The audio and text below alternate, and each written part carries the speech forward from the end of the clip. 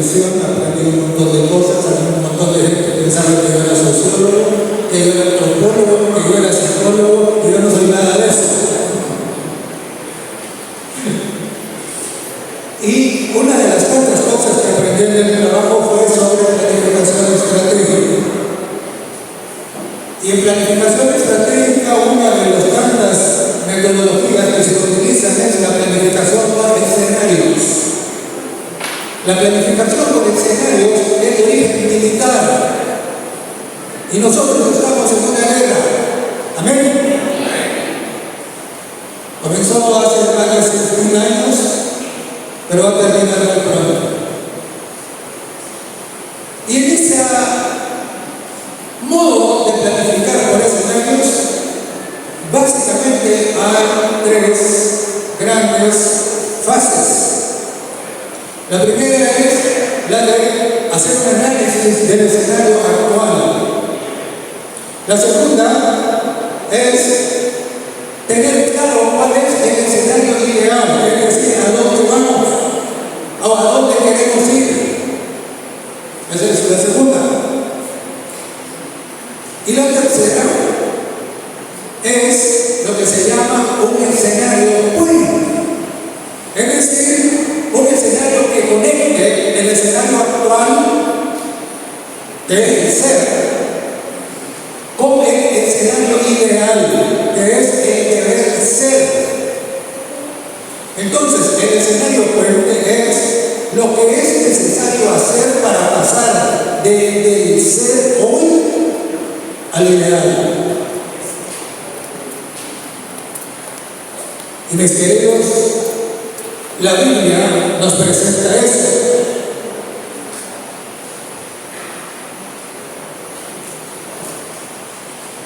Y el profe habló en el repaso de la lección, lo mencionó así: la iglesia militante y la iglesia triunfante. La iglesia militante es ahora el escenario actual. La iglesia triunfante es el escenario ideal. Entonces, necesitamos tener claro cuál es el escenario intermedio, el que nos permitirá ir de lo que somos hoy a lo que debemos ser. Comencemos entonces con el escenario actual. Y no voy a entrar en muchos detalles de cada cosa. A mí me critica especialmente una persona que está por ahí en la primera banca, porque dice que yo predico demasiado largo. Es que yo no predico, yo doy clase. Yo doy clase. Así que, pero el escenario actual en la palabra de Dios lo tenemos en varios pasajes de la Biblia. Y antes de ir adelante, decir lo siguiente: a medida que vamos estudiando la Biblia, vamos encontrando que la Biblia no tiene ningún pasaje aislado. Absolutamente todo está conectado. El problema es que a veces no logramos descubrir, no hemos logrado todavía descubrir los hilos que unen esto con lo otro y con lo otro y con lo otro. Y cuando hacemos eso, la Biblia se convierte en fascinante para nosotros. El escenario actual lo tenemos descrito de una manera cruda, diría yo, por el testigo fiel y verdadero en el mensaje a la iglesia de la Odisea.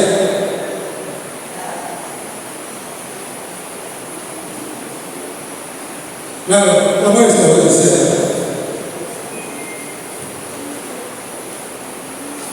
Corazón dividido. No se da cuenta de su situación actual. Piensa que está bien. Piensa que con conocer las 28 doctrinas y haber sido bautizado basta, y eso le hace el cielo.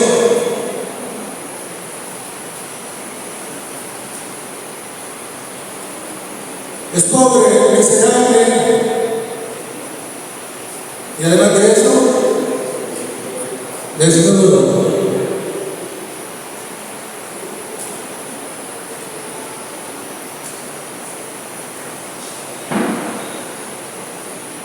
Tenemos también ese mismo cuadro en otros pasajes. Lo tenemos allá en el capítulo 22 de Mateo, en la fiesta de bodas. Alguien ahí, como decíamos acá, se coló y no tenía el vestido de bodas.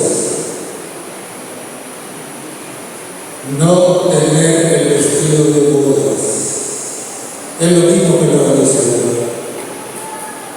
Además de eso, en Mateo 25 tenemos la parábola de las 10 vírgenes. Todas tienen lámpara, pero no todas tienen aceite. Entonces, hermanos míos, tenemos que ser humildes, tenemos que reconocer nuestra situación. Mientras tengamos corazón dividido, no saldremos de esa situación. Ese es el escenario actual. Pero necesitamos tener nuestra mirada en el escenario ideal. Cuando llegamos a la universidad o estamos escogiendo una carrera, entonces averiguamos, nos entregan cuál es el pensum de la carrera y comenzamos a ver todas las materias que tendremos que cursar y vamos estudiándolas y vamos aprobándolas, y cuando hemos aprobado todo, entonces podemos ser acreditados con el título correspondiente. Y la pregunta es, ¿tenemos claro cuál es el pensum para ir al cielo? ¿Tenemos claro cuál es la currícula para ir al cielo? ¿Cómo debe ser un cristiano?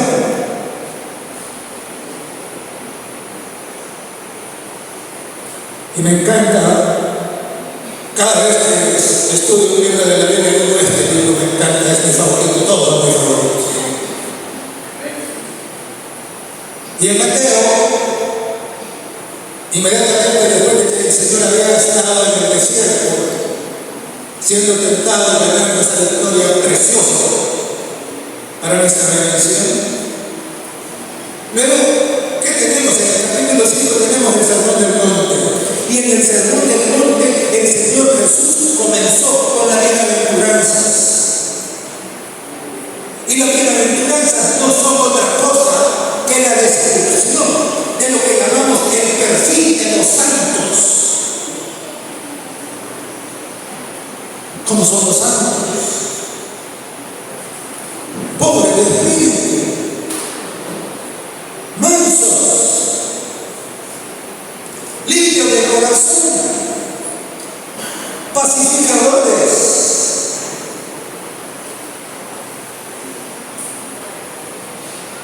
Y bueno, ustedes saben. Y una cosa que me llama la atención es que el Señor Jesucristo, ahí cuando estaba presentando el perfil de los santos, al final dijo, esto le va a traer persecución.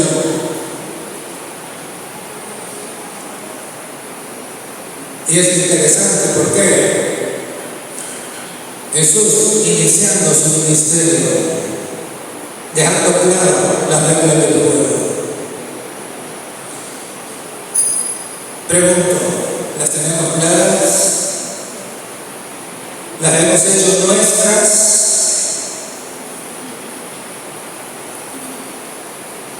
Y luego, amo ese libro preciosísimo del Apocalipsis. Entendí que la hermanita estaba aquí. ¿Dónde estaba?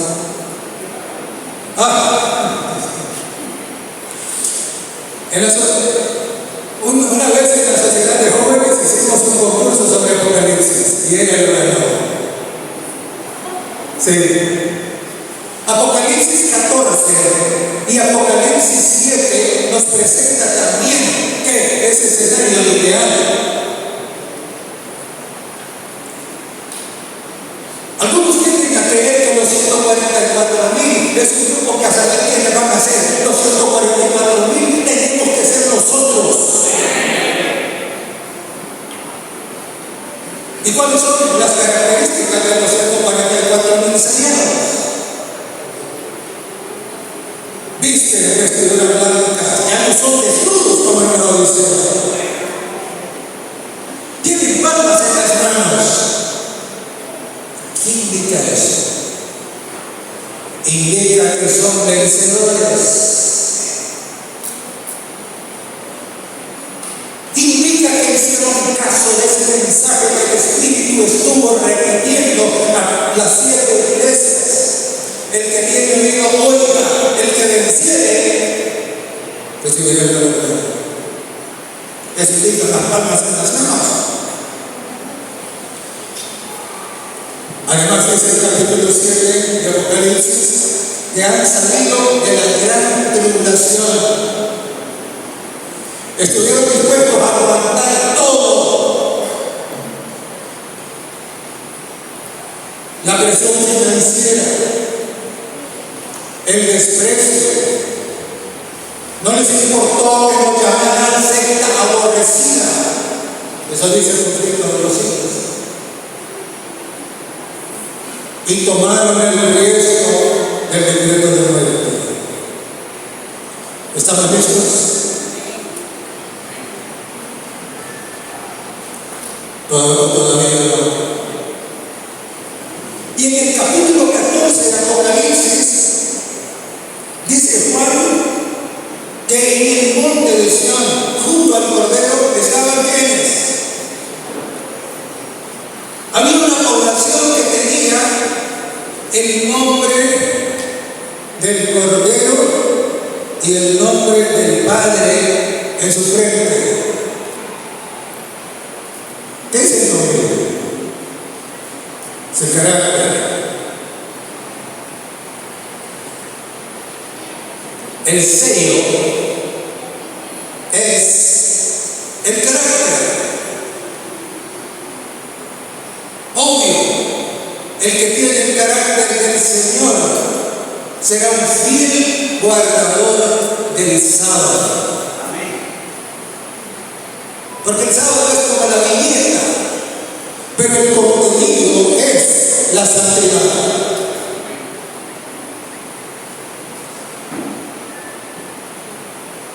Y dice que ese grupo del que somos llamados a pertenecer, que son sin mancha delante del trono de Dios, que en sus bocas no hay mentira.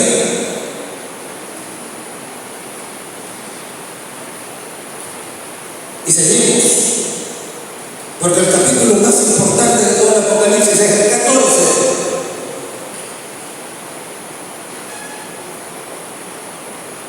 Luego de esos primeros versos tenemos el mensaje de los 3 ángeles. Después de eso, la segunda venida.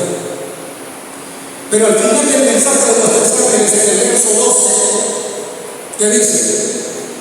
A ver. Aquí está la presencia de los santos,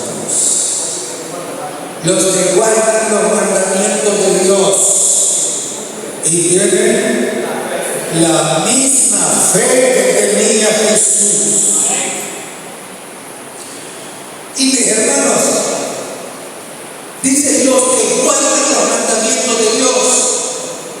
Guardar los mandamientos de Dios significa no pecar, porque pecado es transgresión de la ley, ¿sí o no?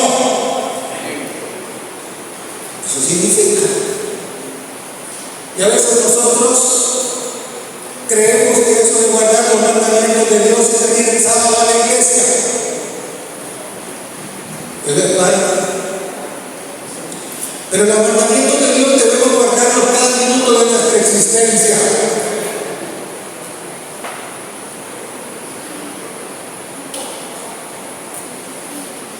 Porque antes de ser cualquier otra cosa somos cristianos, discípulos de Jesucristo. Amén.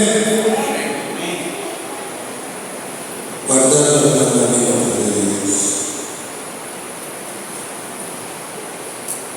Y tenemos luego ese mismo grupo, y eso el Señor lo está repitiendo en la Biblia varias veces.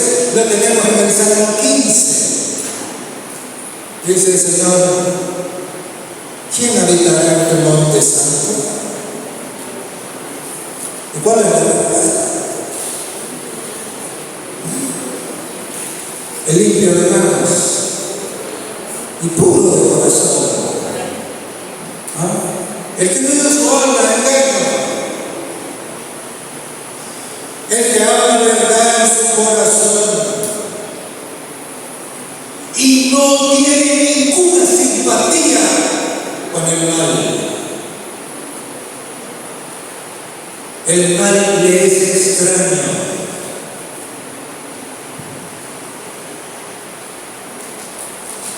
Este es el problema de la obesidad.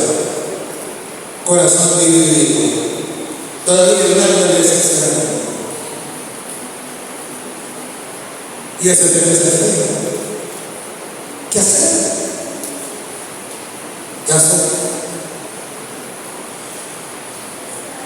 Y dijo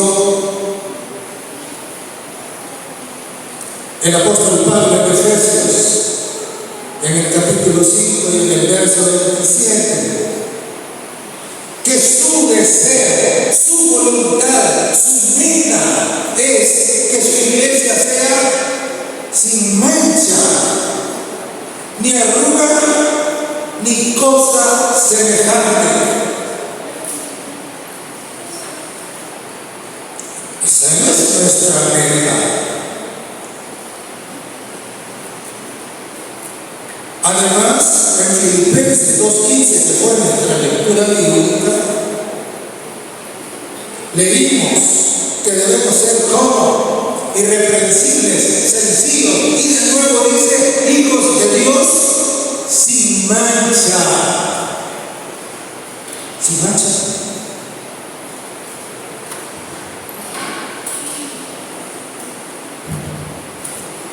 Y pregunto: ¿cuánto me falta para llegar ahí? Recuerdo cuando teníamos el pensum en la carrera, cada curso que íbamos terminando lo marcábamos. Nos faltan tantos. Y cuando llegábamos al último año, cuando faltaba ya el último ciclo, comenzábamos a tachar los días para que el ciclo se terminara.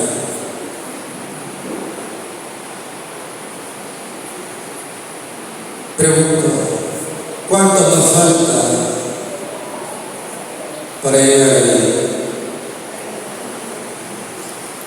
¿Cuánto? ¿Estamos lejos o estamos cerca? El tiempo se acaba.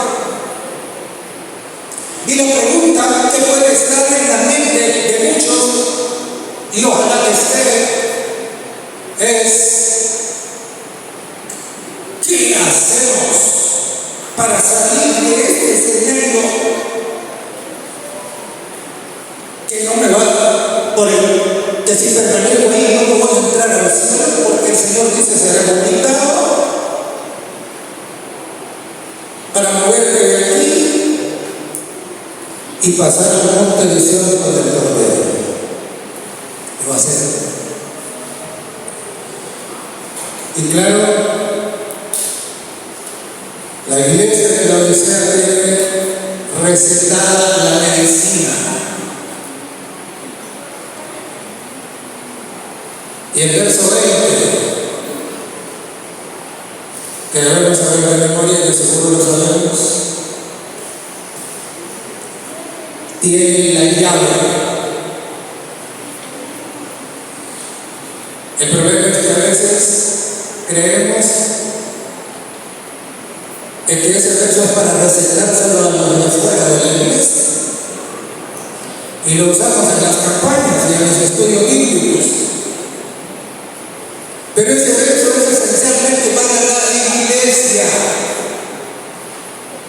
Apocalipsis 3:20 dice: he aquí, estoy, ¿dónde? A la puerta y llamo.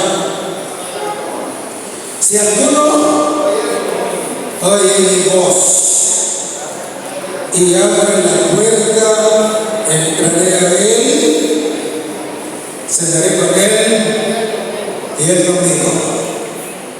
Ese es el secreto.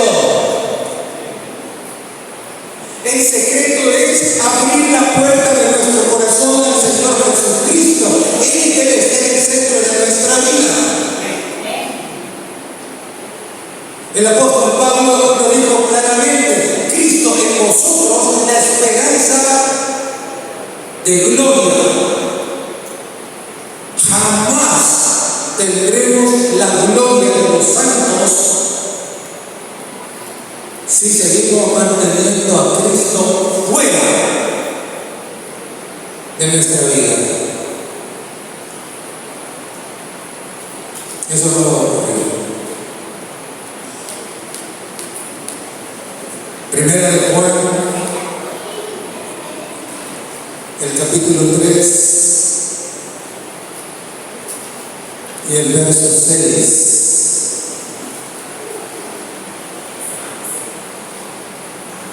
Dice: todo el que permanece en él, ¿qué hace?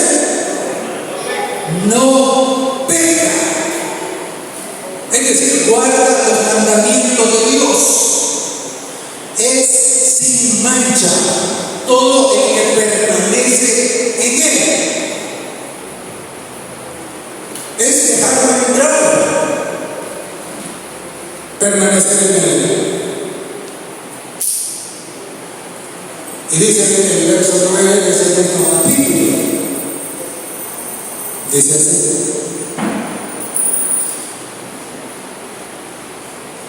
ninguno que es nacido de Dios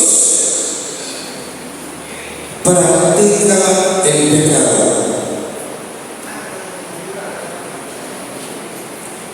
porque la simiente de Dios permanece en él. ¿Y qué es la simiente de Dios? La simiente de Dios en la Biblia son dos cosas. Uno, Gálatas 3:16 dice que la simiente de Dios es Cristo. Y en Lucas 8:11 dice que la simiente es la palabra de Dios. Y en el Salmo 119:11 dice: en mi corazón he guardado tus dichos ¿para qué? Para no pecar contra ti. Si la simiente permanece en mí y he guardado los dichos del Señor en mi corazón, ¿cuál va a ser el resultado? No pecar. Ese va a ser el resultado. Dice, sigo en el verso 9 del capítulo 3 de Primera de Juan: ninguno que es nacido de Dios practica el pecado, porque la simiente de Dios permanece en él. Y miren lo que dice el verso a continuación: dice, no puede pecar. No puede pecar, porque es nacido de Dios. Es interesante como a veces, obvio, no estamos en el mundo, pero no somos del mundo. Y a veces hay gente que dice: no, pero es que ella está fulano, así que esto no lo puedo decir, no lo puedo contar. ¿Por qué? Porque ella está fulano. A veces nosotros somos los fulanos. Espero. Ahora imagínese usted, si la simiente permanece conmigo, me voy a atrever a quitar. ¿Ah?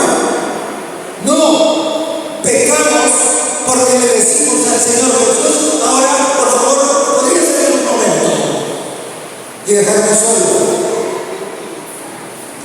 Es que en esta película hay demasiada sensualidad, hay demasiada violencia, hay demasiado ocultismo y eso ese amor no me gusta, Señor. Así que podría salir un momento. ¿Hacemos eso? ¿Lo hacemos o no? Y vamos a hacer silencio mientras lo sigamos haciendo. Queridos míos,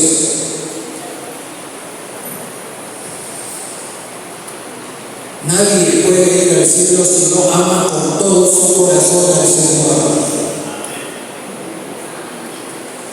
Y cuando amamos, estamos dispuestos al último sacrificio. Eso es lo que hizo Jesús. Fue a la cruz porque nos amó y nos ama. Y es que nosotros somos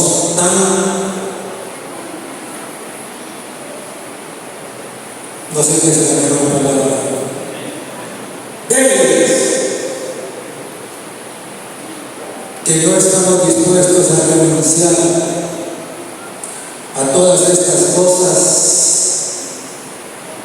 que contaminan nuestra mente, nuestro corazón y sacan a Dios de nuestra vida. Y claro, si ustedes siguen leyendo el capítulo 3 de Primera de Juan, hay una declaración que puede caer como piedra a nosotros, y es esta. Dice que el que peca ya ustedes lo dijeron, el que peca es el diablo. Y entonces pregunto, ¿seguimos pecando? ¿O seguimos predicando de que vamos a pecar hasta que Cristo venga? Si seguís predicando hasta que Cristo venga, vas a tener que la tierra te caiga encima.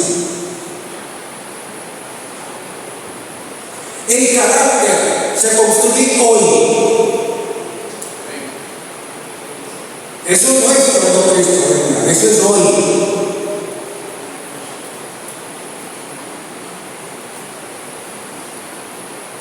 Y claro,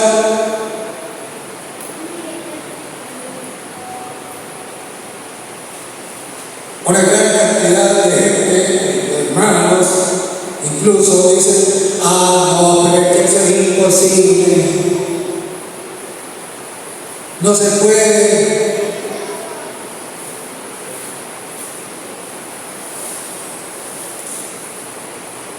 No se puede cuando no hay voluntad. Dios ha dispuesto todos los recursos para que todo ser humano, no importa cuál haya sido su vida pasada, pueda ser un santo. Pueda ser uno de esos que tiene el nombre del Cordero y de su Padre en su frente.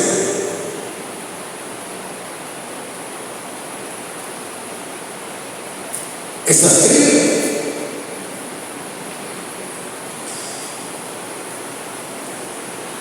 En las bienaventuranzas, el Señor dijo, bienaventurados los que tienen hambre y sed de qué. ¿Y qué es la justicia? Es la santidad. Es el carácter de Cristo. ¿Y por qué lo iban a ser bienaventurados? Porque ellos ¿qué?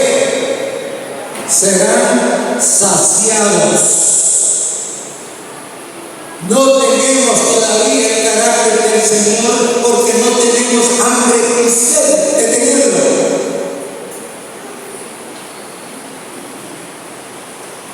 Cuenta que un día uno de los discípulos de Sócrates le dijo, maestro, ¿qué debo hacer para ser como usted? Y entonces Sócrates le dijo, ven, vamos a la playa. Y se lo llevó. Y no lo llevaba para bautizarlo. Y entonces cuando llegaron a la playa entraron en el agua y Sócrates agarró a este y lo metió en el agua. Y claro, lo tuvo y cuando de pronto, cuando pensó que él ya se podía ahogar, si lo dejaba más bajo el agua, lo saca. Y entonces Sócrates le dice: cuando anheles la sabiduría, como anhelabas el aire cuando estaba dentro del agua, entonces vas a ser sabio. Y hermanos, así es. Cuando anhelemos, cuando tengamos hambre y sed de justicia, de santidad, de carácter de Cristo, entonces su gracia, por medio de la fe, transformará nuestras vidas. No es una obra nuestra, es una obra de Dios. Pero nosotros tenemos que darle permiso, tenemos que invitarlo para que Él haga esa obra. Por eso dice: estoy a la puerta y llamo. Abre la puerta. Déjame entrar, déjame permanecer contigo. Y si Él está con nosotros, ¿podrá vencernos la tentación? No. Mire, el apóstol fue bien claro: someteos pues a Dios, dijo. Claro. Resistir al diablo, ¿y qué? Oirá de vosotros. Pero someteos a Dios primero. Es destronar nuestro ego, destronar nuestro orgullo, nuestro yo, renunciar a los gustos perversos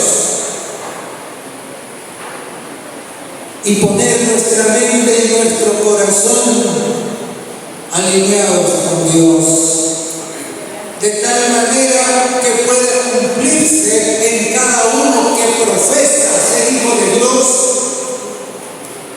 lo que Pablo dijo: mas nosotros, dijo, tenemos la mente de Cristo. ¿Tenemos la mente de Cristo? ¿Lo tenemos? Necesitamos.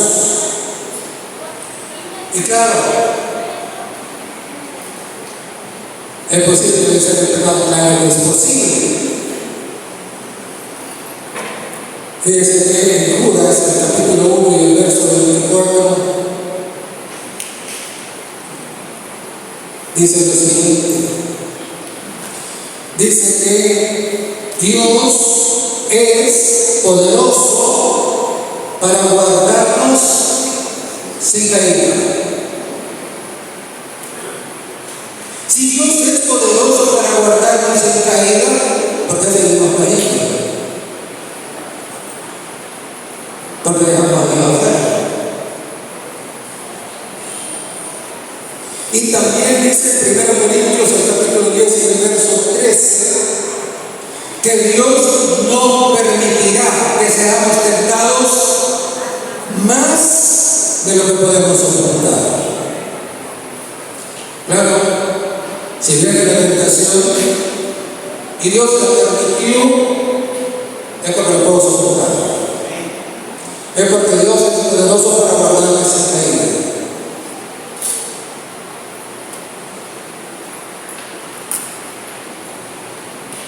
Nuestra voluntad debe estar alineada con Dios. Y dice en Filipenses, capítulo 1 y verso 6, estando persuadidos de esto, que el que comenzó en vosotros la buena obra, ¿qué va a hacer? Dice: la perfeccionará hasta el día de los días.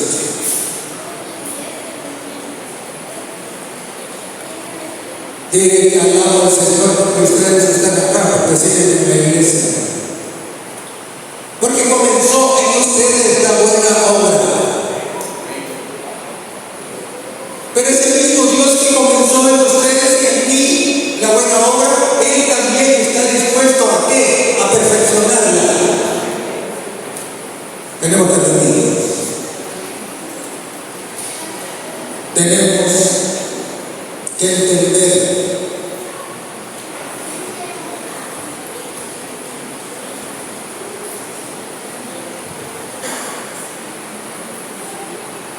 en la escuela sagrada se mencionó de la unidad en la iglesia. Y hermanos, sí, debemos procurar la unidad, pero no a costa de la verdad.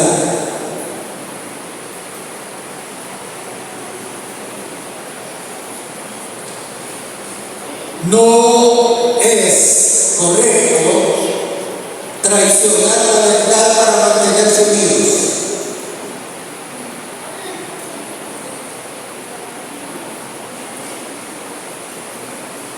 Lo que traiciona la verdad son expresados en el cielo.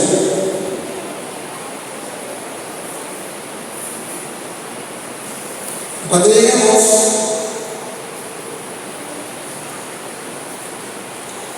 al capítulo 9 del libro de Ezequiel, ¿qué tenemos ahí? El seguimiento. Tenemos el seguimiento. Y en el capítulo 9 y el verso 4, al varón vestido de vestiduras blancas que tiene el tintero de escribano para ir poniendo el sello, se le da una orden y dice que ponga una señal a los que gimen y claman a causa de todas las abominaciones que se hacen en Jerusalén. Hermanos queridos, miren, tenemos que ser honestos. A veces en la iglesia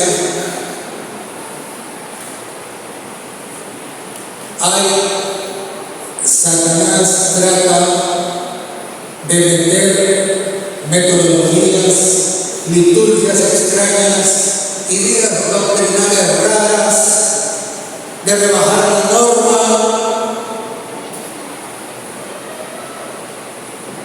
Eso debe ¿qué? Eso debe causar dolor y preocupación.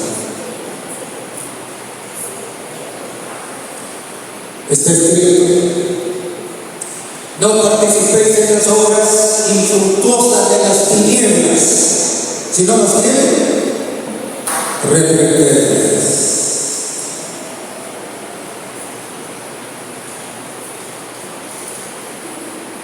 ¿Qué vamos a hacer? Solo hay dos destinos posibles, no hay más: la Nueva Jerusalén y Babilonia, el monte Sión y la posesión. Y Apocalipsis, el capítulo 13 y el verso 21 es uno de esos versos que cuando los miramos en su significado, cuando no lo pasamos por alto de una lectura rápida, debiera aplastarnos. ¿Qué dice? Dice: al que venciere, ¿él va a le daré que se siente conmigo en mi trono, como yo he vencido y me he sentado con mi Padre en su trono.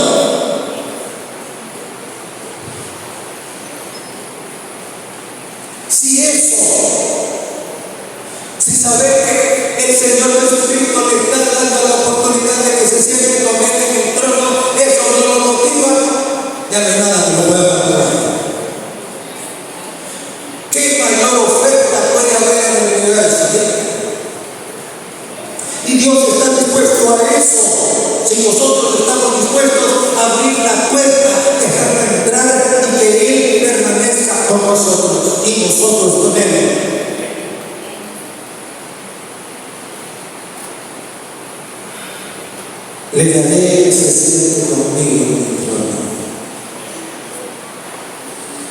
Y en los 144,000 se dice que siguen al Cordero por donde quiera que va. Son su grupo especial. ¿Cuántos quieren eso? Ese es el destino propuesto por Dios para cada uno. Pero nosotros debemos creer, debemos hacer nuestra parte. Y es decir, sí, Señor, amén, aquí. Porque solo hay dos destinos. Y si rechazamos ese destino, nos toca el otro. ¿Y cuál es el otro?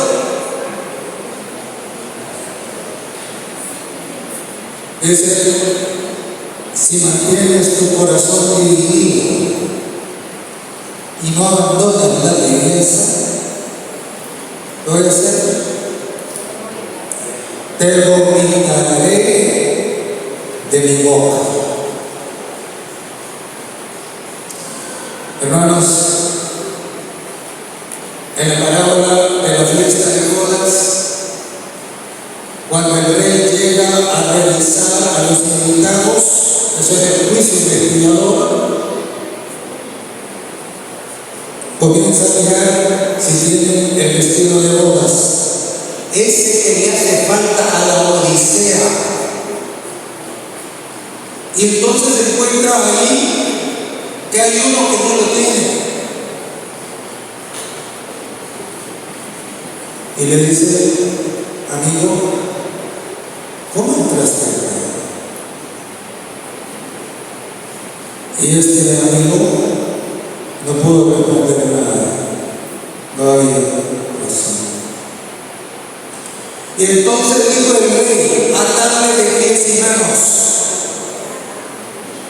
y arrojadlo fuera, donde es el lloro y el crujir de dientes.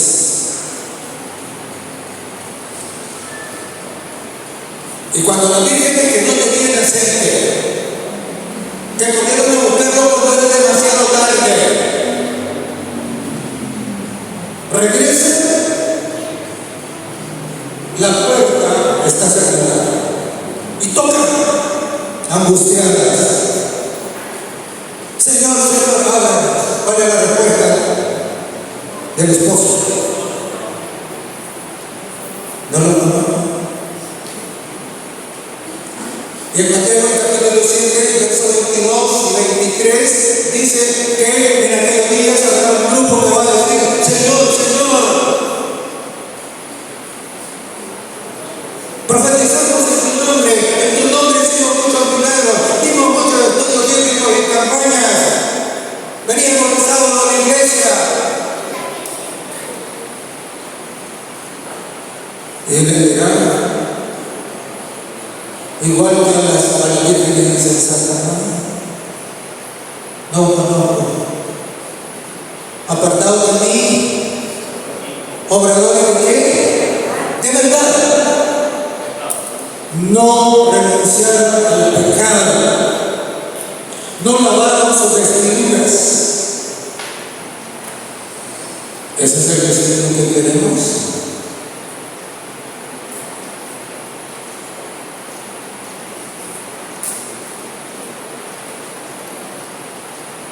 Nunca es. Tengo conmigo, y claro, no sé cuánto tiempo llevo ya.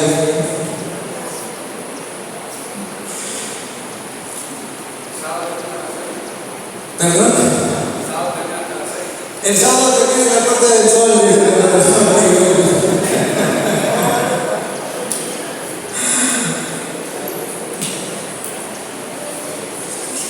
Porque no hay problema. Pero quiero compartir con ustedes una cita de palabra de la vida del gran maestro.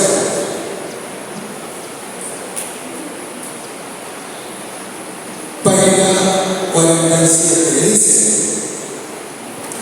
Cristo espera con un deseo anhelante la manifestación de sí mismo en la iglesia. Cuando el carácter de Cristo sea perfectamente reproducido en su pueblo, entonces vendrá Él para reclamarlos como suyos. ¿Cuándo va a venir? Cuando el carácter de Cristo sea reproducido, dice, en los suyos. Entonces va a venir, eso es lo que le está esperando. Esta generación, nosotros somos la generación que dispone de mayor conocimiento del plan de salvación en la historia. Tenemos un privilegio inmenso. Daniel no entendió algunas partes de su propia profecía, nosotros sí. Pero ese conocimiento maravilloso que tenemos al final de la historia nos impone también una responsabilidad.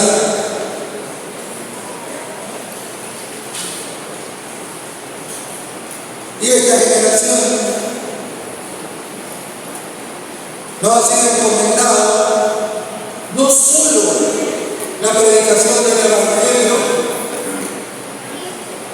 pero más trascendente de eso, como ustedes pueden ver en la página 49 de Patriarcas y Profetas,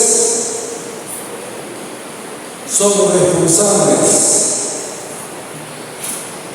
de desmentir la calumnia de Satanás al reivindicar el carácter de Dios. De tal manera que cuando nosotros pecamos, le estamos dando la razón a Satanás, le estamos diciendo: sí, él es cierto, no hay que guardar la ley, es imposible. Pero Dios dice: sí, es posible, sí se puede.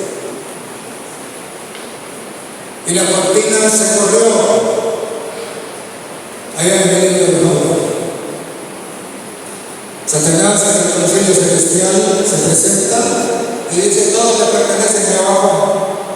Y el Señor le dice: no. Ahí hay uno que es perfecto y recto,